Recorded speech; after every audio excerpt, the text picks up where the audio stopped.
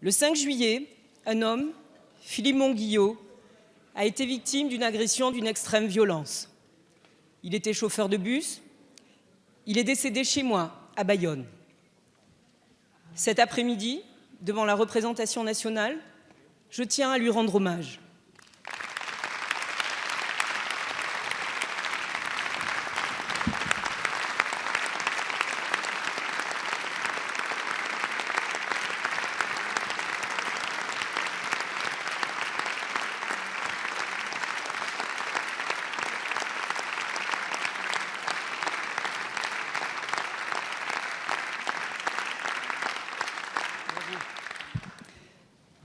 Je tiens aussi à exprimer de manière sincère et profonde toute ma compassion à l'égard de son épouse, de ses 3 filles, de ses collègues pour qui les jours et les nuits sont si difficiles.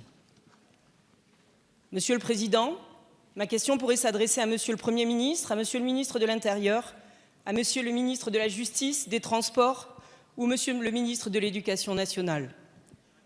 Dans le drame qui s'est noué au Pays basque, il y a bien entendu, à première vue, un problème de sécurité dans les transports auquel nous devrons apporter des réponses. Mais j'y vois un problème bien plus profond. Il y a dans notre société des personnes qui ne respectent plus les règles de la République.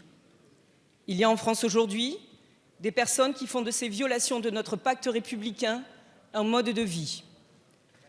La devise de notre pays, liberté, égalité, fraternité, s'appuie sur des valeurs socles fortes qui ne devraient plus être abîmées.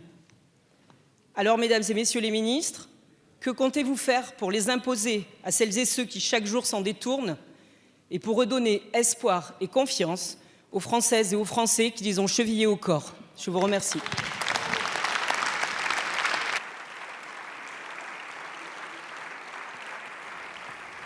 Merci, chers collègues. La parole est à Monsieur Gérald Darmanin, ministre de l'Intérieur.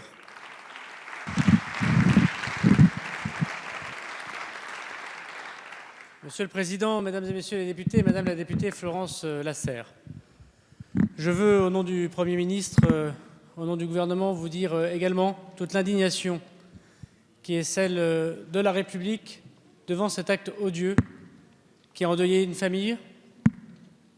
J'ai rencontré, vous le savez, Madame Monguillot et ses 3 filles. Et Monsieur Monguillot a quitté sa famille le matin, fier de son travail, pour mourir dans des conditions particulièrement atroces, alors qu'il avait simplement demandé à des gens qui étaient montés dans un bus de payer leur ticket et de porter un masque.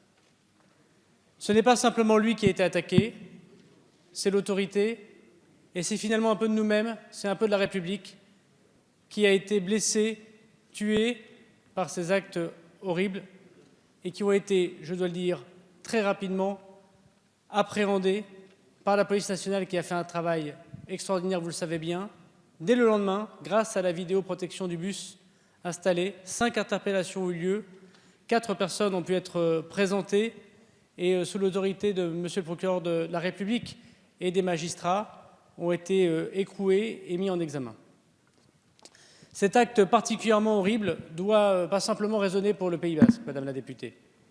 Il doit résonner pour toute la République. Depuis désormais trop longtemps, les conducteurs de bus, les professeurs des écoles, les médecins, les pompiers, encore hier à Étampes où je me suis rendu, mais aussi les policiers et les gendarmes, parce qu'ils portent l'autorité, parce qu'ils portent l'uniforme de la République, sont insultés, sont blessés et parfois perdent leur vie. Et je veux ici leur rendre hommage une nouvelle fois.